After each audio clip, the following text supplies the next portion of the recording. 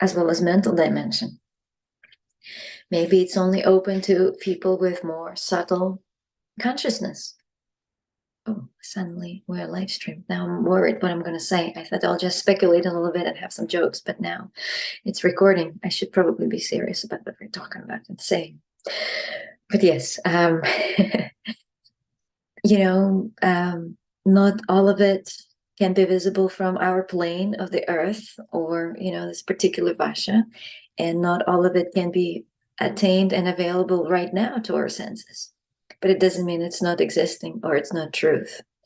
Certainly, reading fifth canto and going further, having description of different planets and that they all have inhabitants and etc., can blow our minds. And it certainly did. Every time I would read fifth canto, I feel like I'm slightly disconnecting from my family, my husband, and everything that's going on here, because it's just so exciting to read about the different perspective and the vision and the angle of the earth and other planets.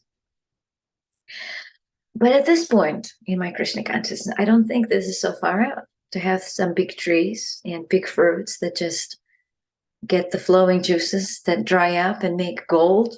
I mean, why not? The wonders of the earth already far out. And when you have a little child like Radha, who every day asks questions about, why things glow and why things flow and why the air makes sound, in the car, and all sorts of just simple physics question. If you don't know the physics, if you didn't study it so much, it's going to be far out. If you think about it deeper and deeper and question yourself in detail about the nature of this world, the material nature, it's just inconceivably geniusly constructed by the Lord. And therefore, even when we read some things that are just far away from our understanding, like in this chapter, and we don't have so much to say, we can just appreciate the inconceivable potency of the material nature, potency of the Lord's material nature, his energy. And further, develop the awe and appreciation and love and respect for something so great like Krishna and his internal potency that probably is even more far out when you will see it or maybe hear about it or read about it or experience it and taste and smell everything else when you go to the spiritual world. So we shouldn't be so surprised and try to stay open-minded, because one day when we are transforming our consciousness more and more and having more and more faith in Krishna, all these things will be revealed. Maybe some of us will get a different form, a different body, hopefully not in the material world, but if it is in the material world, maybe it will be somewhere high up, and you can also enjoy the golden ornaments that are produced from giant fruits that fall and break open and the juices are flowing and things like that. But the last verse is very easy for us to understand, and we should try to meditate on that and see how it's very practical, even if not described necessarily from our point of view or plane or consciousness or place. The earth lately has not been so abundant and so, because of us, of course, because of what Srila Prabhupada describes here, because of very demonic civilization that has no culture and no knowledge, but only builds dead rigs that have expiry date on them. Sometimes we drive with my husband along the roads. Just yesterday we were driving, seeing everything, the little buildings and the gas stations and the cars and even the people walking around. And he shared how it's quite incredible that everything has an expiry date on it, that after some time, none of it will exist in the way we see it right now. And everything has a date. Cars, few years, a person walking around in their body, maybe a few more years. So this is what we're building here. And I'm going to get back to the purport and focus more on those points right now. on what Srila Prabhupada described, how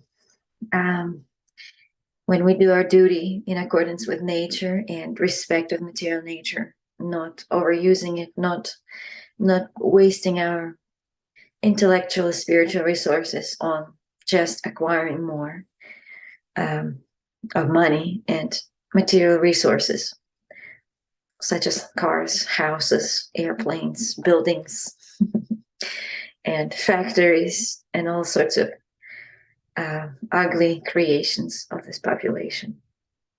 Then things can be more opulent, natural, and in abundance. But unfortunately, yes, the world is not moving that direction, and the greed is overtaking our consciousness. Therefore, we cannot see the future of the Kali Yuga very clearly. That is coming up so fast on us.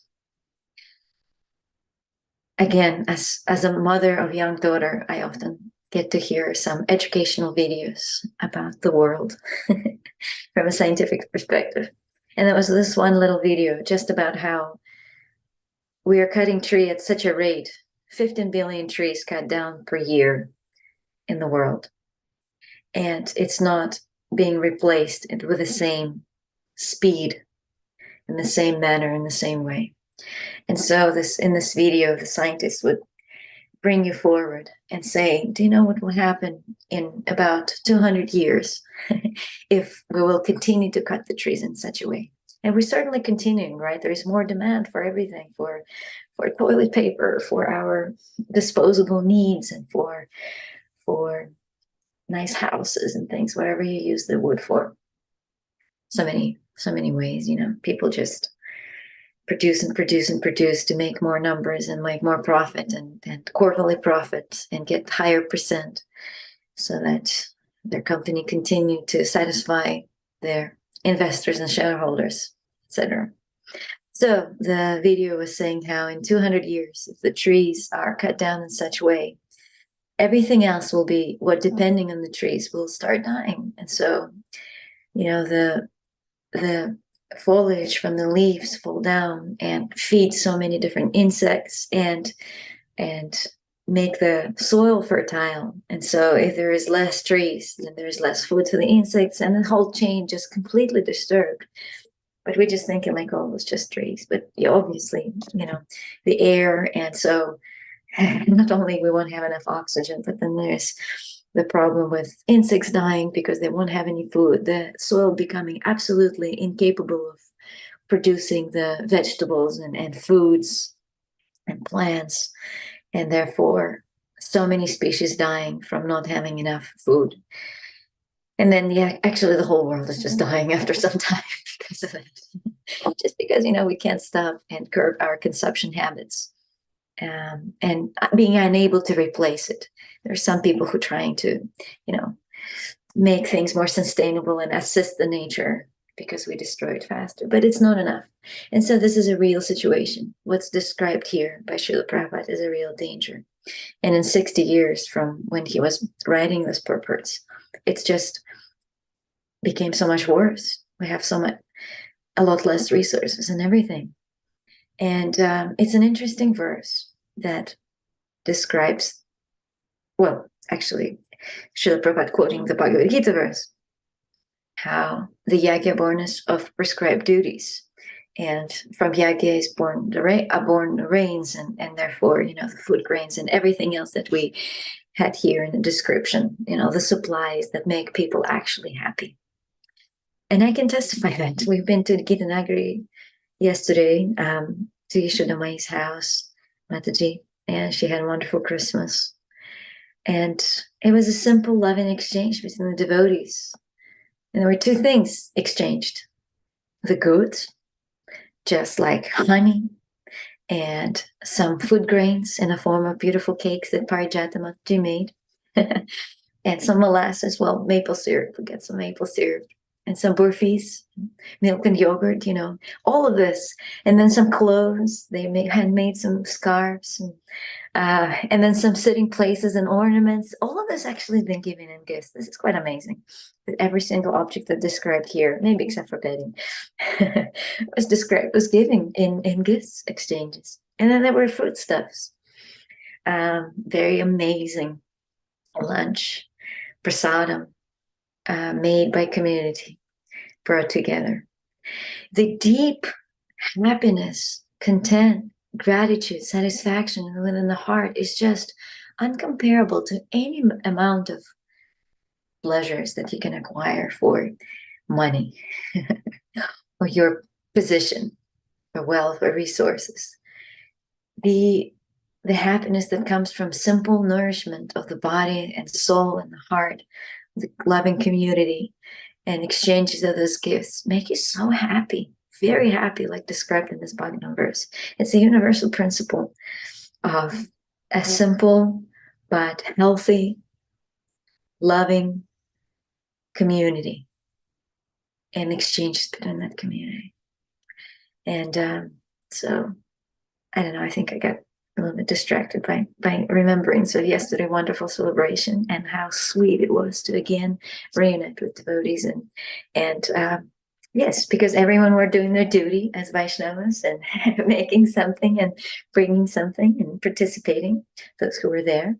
And so that sacrifice of your time and energy and your love and thinking of someone brought such beautiful abundance in everyone's life, even if it's just for a day. And even if we had to go back to, our maybe not so abundant homes sometimes, or communities or families, this is still so wonderful. So this verse is and purport very useful in our life. We need to cultivate the right consciousness of not taking more than we need, doing our duty in society.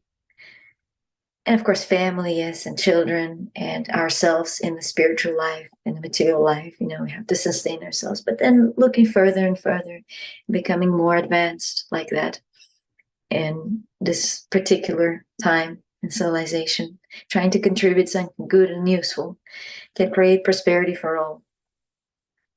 And hopefully, eventually, collectively, people will start doing it again. Unlikely, but there's still some hope that larger amount of population can cultivate that consciousness of dutifulness and do something better than what we do now. Because at this point, the intelligence is stolen by the greed and envy of just trying to compete all the time and get more. And therefore, none is contributed to some other causes, greater causes, which is very sad and painful to see that future generations might not get anything of what was considered totally normal, even just like produce that we eat and natural clothing that we can wear and whatever, cotton bedding that we can sleep on. Have you ever tried to sleep on artificial polyester bed sheets? It's like torture. It's like you already, buried alive in the graveyard. It's just so uncomfortable. But this is just the result of a bad civilization where, we don't have enough money or resources to produce natural things. And then we have to make plastic bedding and sleep on polyester bed sheets, whatever. Many examples like that. Have you ever ate artificial foods for a few days? Have you felt happy and fulfilled at all? And all sorts of things like that. Have you ever worn only plastic jewelry and ornaments? It doesn't make you feel very loved. If no one's giving you nice jewelry, no, as a wife, if you're not receiving anything, it's sad. It's not going to make you feel so loved. I'm sorry, dear husband. I'm not talking about you, of course. You always give me very nice jewelry, and I have no objections against that. But yes, life can get very sad if people are distracted from simple truths and not so simple truth. Distracted from your duties. They don't have enough intelligence or character to perform anything good for others, sacrifice themselves, and they only start to think about their own profits. It's a very sad life. And we see what happens. Even celebrations, even holidays for many people are not anymore fulfilling, because it just feels so fake sometimes, or families unable to get together and do something worthwhile. I don't know how secular people who don't believe or practice any God consciousness, they celebrate Christmas. It just becomes a celebration of consumerism, and no one's satisfied anyway, because everyone has so much stuff. How can you please someone if you go to the store and you know that every single person you're going to give those gifts already have 10 times more of the same stuff, and you just only celebrating Walmart because that's the only entity that's going to benefit from the holidays. Very sad life, suffice to say. So again, let's try to read more and develop a little bit of Satya, or at least Dvapara or Treta Yuga Dvapara consciousness of giving, of being dutiful, on seeing the real value of life. This life can be very happy and wonderful if we, as I said, we have natural, pure resources as Krishna originally created them, not perverted and spoiled by greedy human beings who make things so, I don't know, just so contaminated and so empty. I think I'm talking about this today because we just had Christmas and there's something in the air, just people buying so much. And even us, we got some gifts because it's the gift giving season, and you love someone and you try to express it in one way or other. And somehow it also includes stuff. But yeah, it's in the air, people just, really just get stuff, too much stuff. So that's why I'm thinking about it. Forgive me if it's not too spiritual today. I'm just trying to see how we can practically apply all this information and try to make our life more organic, natural, where we can see Lord's generosity and his energy more clearly. Another thing about Kali Yuga civilization is that we try so hard to remove God from it, to remove his presence and obvious presence from this world, by creating things, making it so artificial, so far away from the original, and replacing God by our own, faulty intelligence, by making so many things. And it doesn't end well, as you see, in the 60s, or probably 70s, or you tell me when. Maybe you know better, some of you, when it was cool to just eat all the genetically modified foods because we thought that, this is the way. We made it better. Now we know the science and the agriculture is so much better now. We know how to produce bigger fruits, and we know how to use all the maximum amount of preservatives in food to make it last a long time. And that certainly is better for you, whatever human created. And it should be as far away from its natural state as possible, with many, many additives and preservatives. And we thought this is great. But then a lot of problems came from that. And now, people just going for organic and whatever grown. But it's too late. The things have been changed so much that the nutrients of fruits and vegetables decreased by about 30%. So when you eat your apple, you're not eating apple, you're only eating 70% of that apple, or getting only 70%. And some things even less.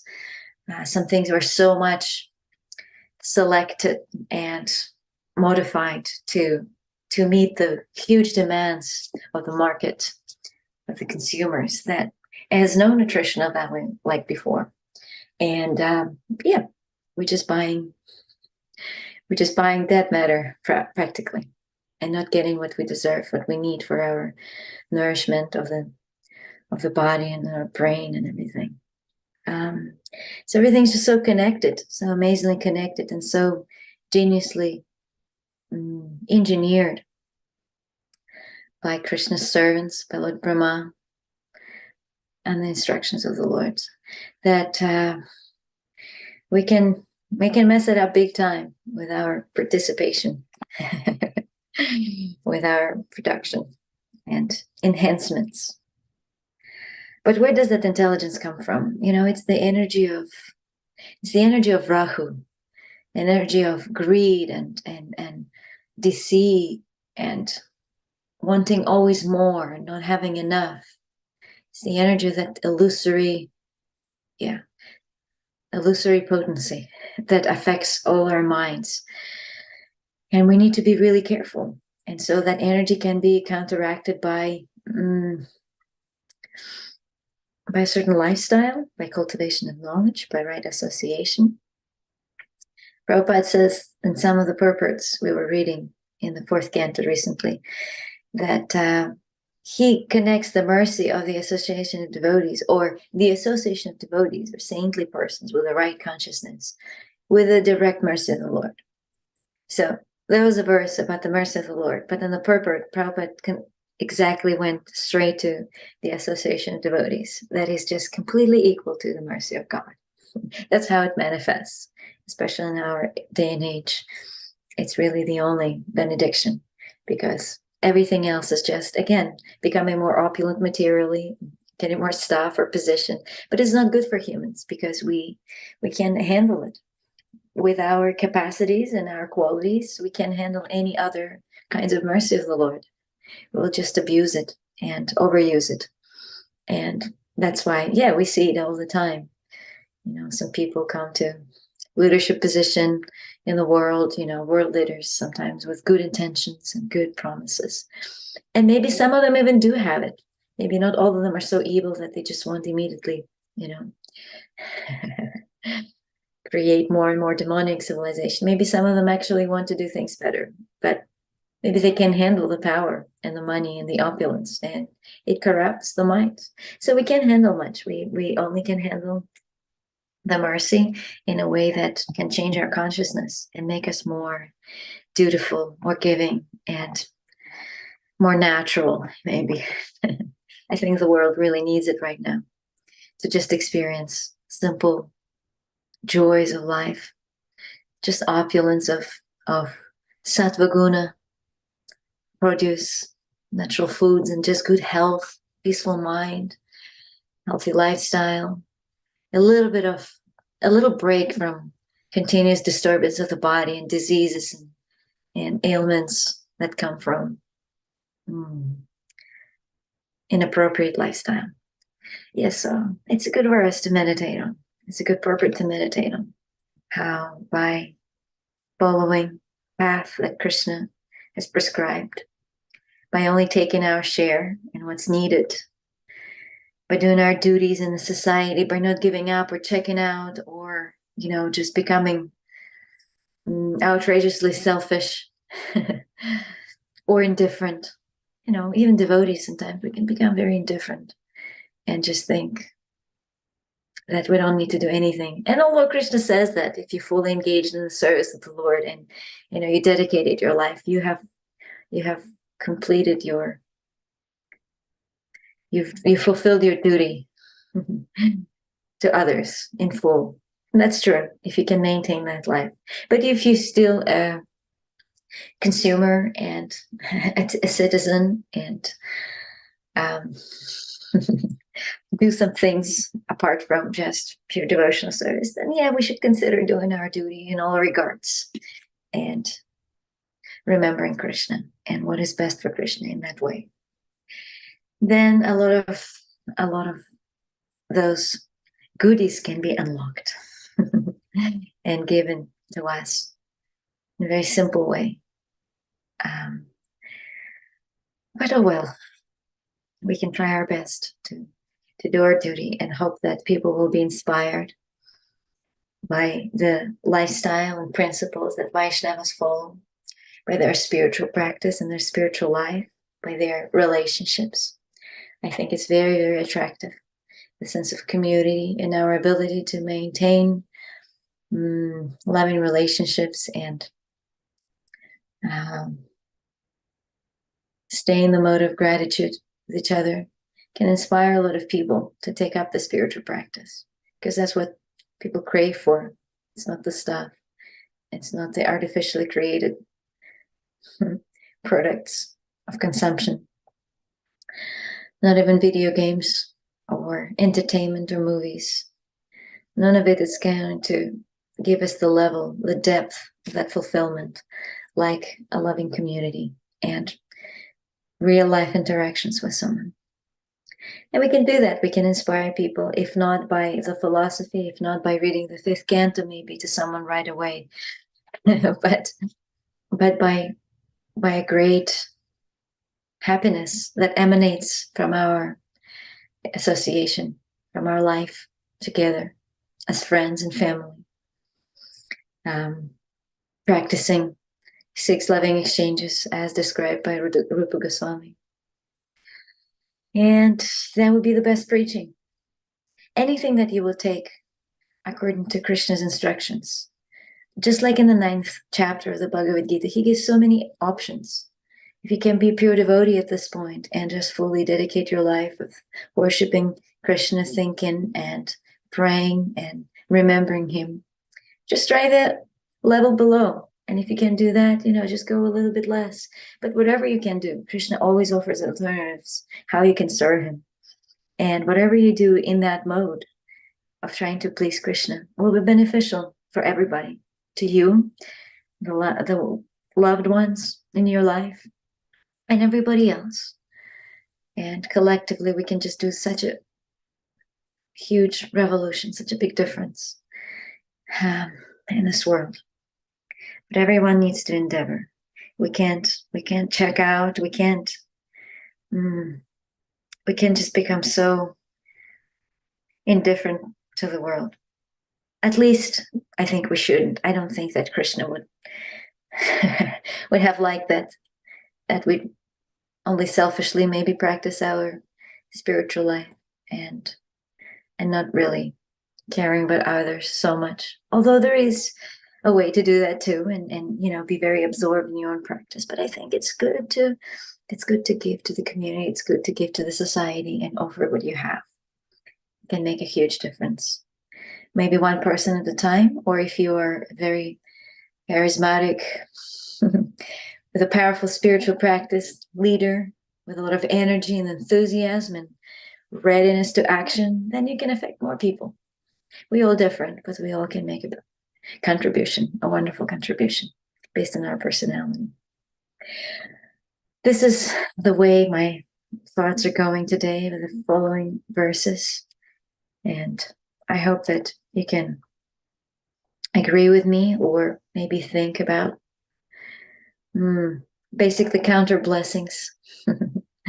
Of course, with these verses, I can also glorify for a long time Gita Nagari and the devotees who walk their talk, practically making this all possible and happen. Unfortunately, we don't just have the rivers that flow with the honey and fragrant, nourishing substances. Of course, we're fortunate to still have water, clear water rivers. That's also fantastic. Maybe some of them will be so polluted that we won't have pure water anymore, and we'll have to, I don't know, drink something disgusting.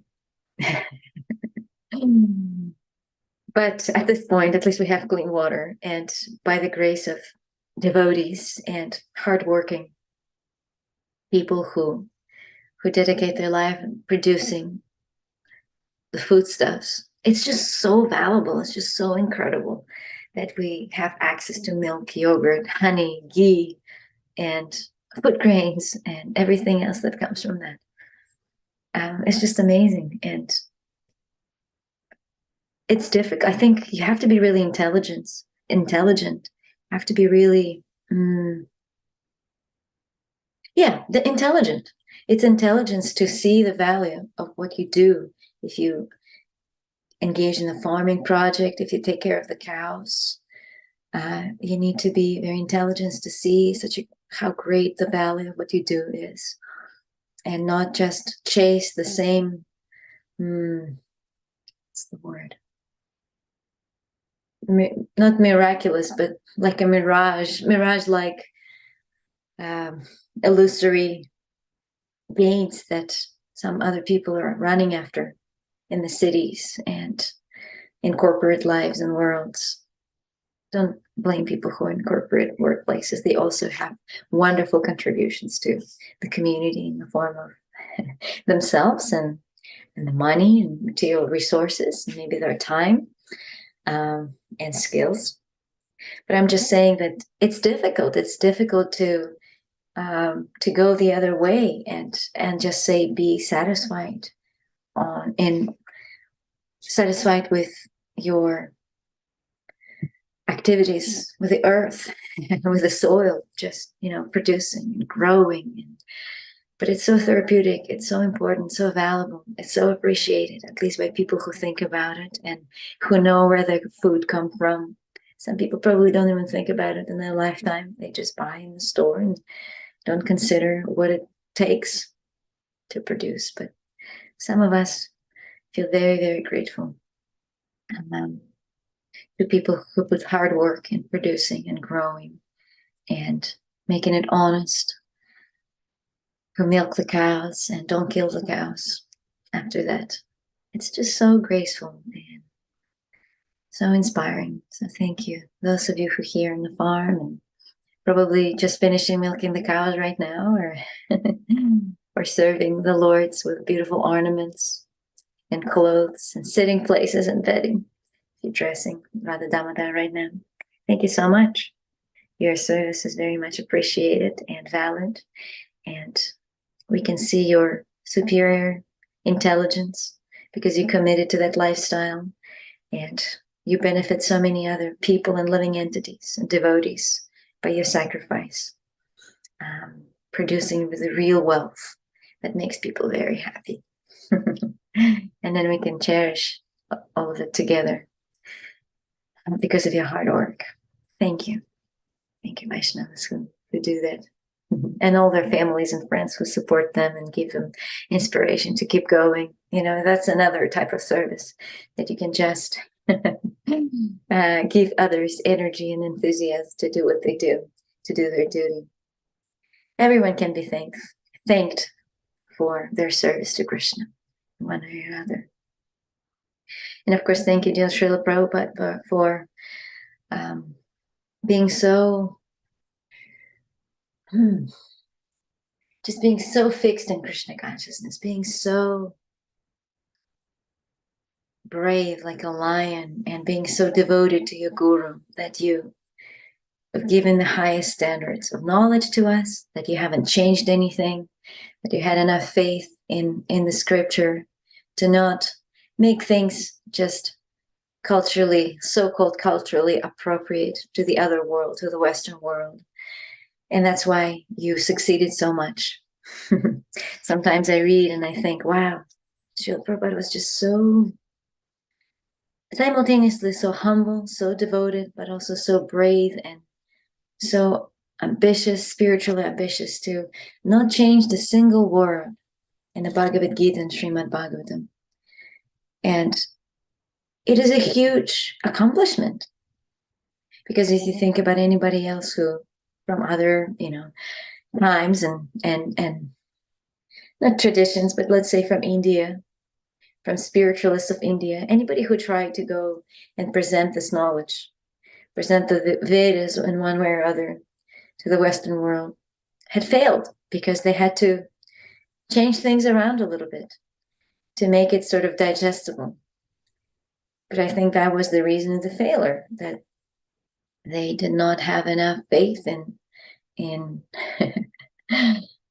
that knowledge, in that process. Maybe I can speak for all of these different gurus who came before, but it seems that they were not brave enough to just give things as it is. It was easier to just make it more convenient for people of a different culture with different standards of life, maybe much lower standards of life. And even that is the reason why a lot of God brothers of Srila Prabhupada didn't support him. They just didn't have faith that it's even possible or real to plant this kind of knowledge in the atheistic, faithless minds of a very different civilization.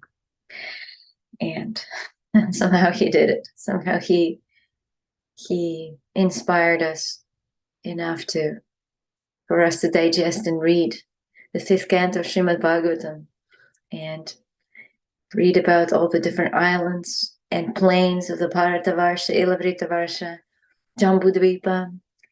And not only that, but also to construct the the system, the physical model of that. Can't wait to go to Mayapur and see the Vedic planetarium and finally understand, maybe, and visually digest what I'm reading over and over again in some of the parts of Srimad Bhagavatam.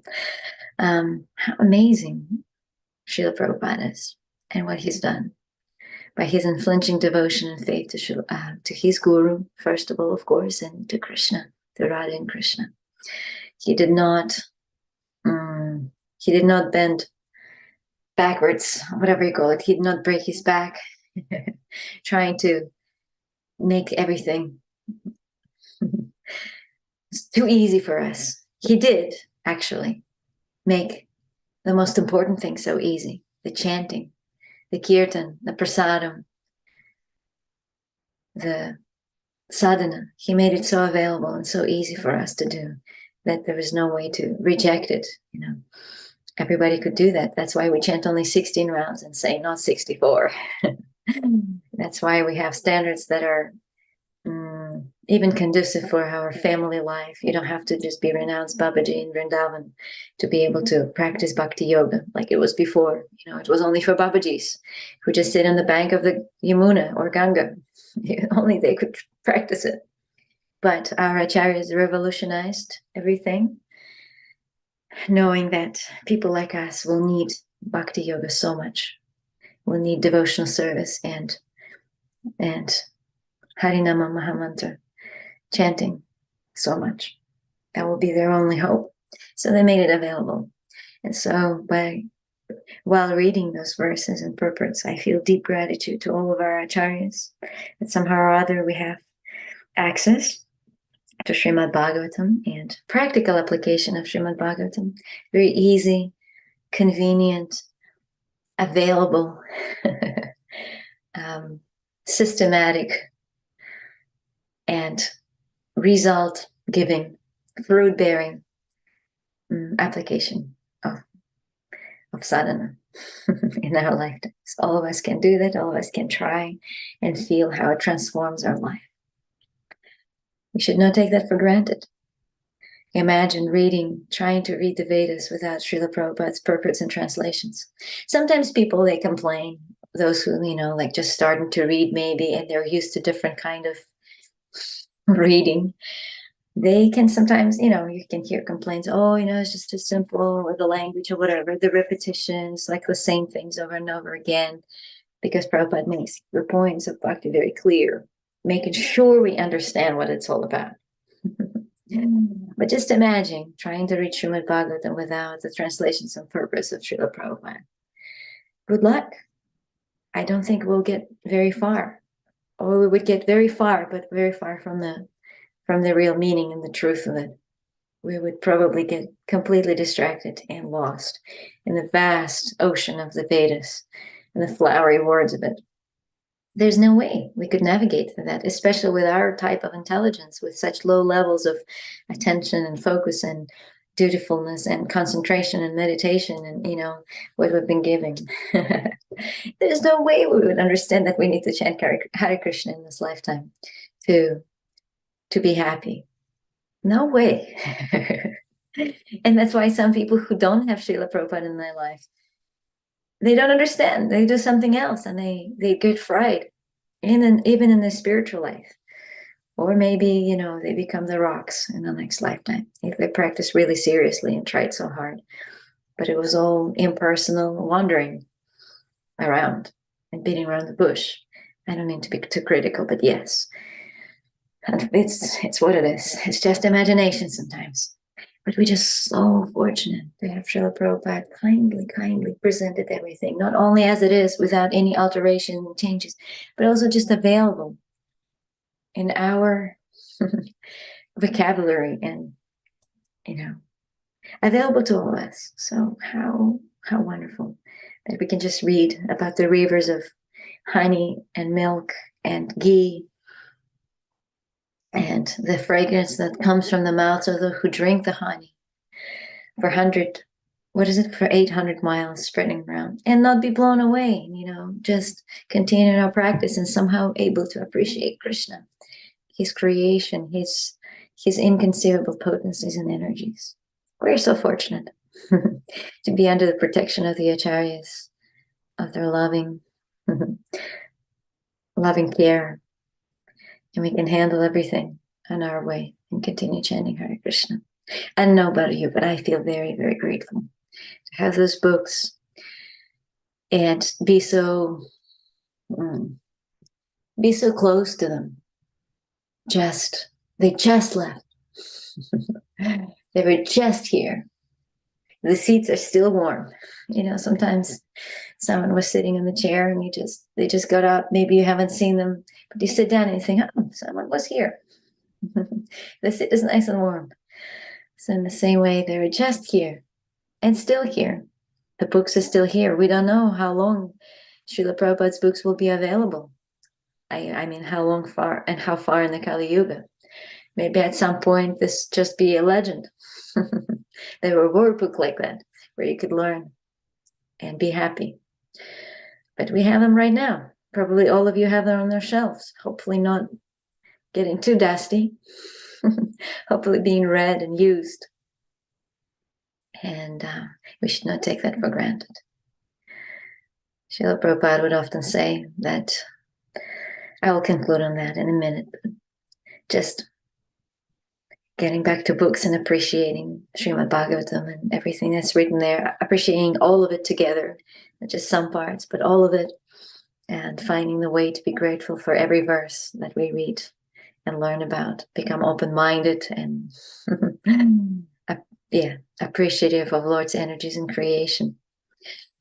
Prabhupada said that we should read it all very carefully because we don't know when we're going to go. Maharaj Parikshit had a warning. He was very fortunate because he knew that he has a few days. He has 7 days. And so he had opportunity to pace himself, and that death was expected. So he really had a fortunate opportunity to become very focused because he knew how much time he has. But Srila Prabhupada would say, but we don't know. We don't know. Maybe it could be 8 minutes only before we have to go. Therefore, if you had that notion in your head, you would take it very seriously and you would read very carefully. You would not waste your time. And you would not give only half of your attention or energy in studying or chanting or hearing. You would give it all. If we had that understanding that any time our life can end. And therefore, we should take it very seriously, very attentively read, very attentively hear, absorbing every letter, every word on the pages of Srimad Bhagavatam. I think it's a great exercise to practice. In the psychology world, it's called meditation and loss, where people who don't appreciate things enough, where they don't feel gratitude, where they feel like their life is wasted or whatever it is, or people who are too attached to trivial things, they need to practice visualizing how the things that they love and value and the people, they have to imagine, visualize, go through every step of having a loss of that object or the person. Usually it's the people, of course. And after you've imagined and lived through that, like, what do you feel? And the result of that is feeling renewed enthusiasm and appreciation and gratitude in the heart for what you have right now before you lost it. So in the same way, before we lost our bodies, one way or another, it will happen to 100% of us. We can already preemptively appreciate what we have from the acharyas and read carefully with focus and attention. And even the chapters that may be hard for us to understand or, like apply so much. At least I'm speaking for myself. It's easier to hear Krishna's pastimes and, what he's doing and what what we're doing with him.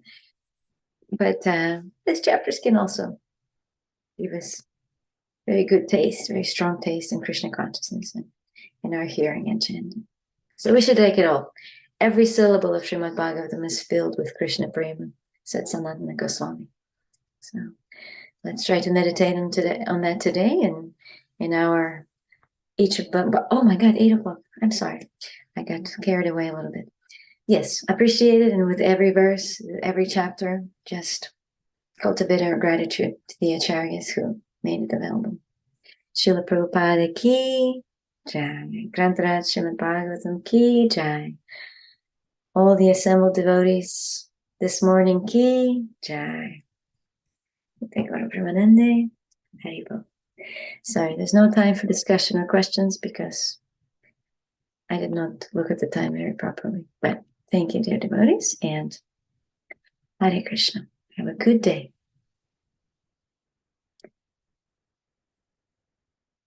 All right. I'm going to disconnect now and wish you all a wonderful, dutiful day.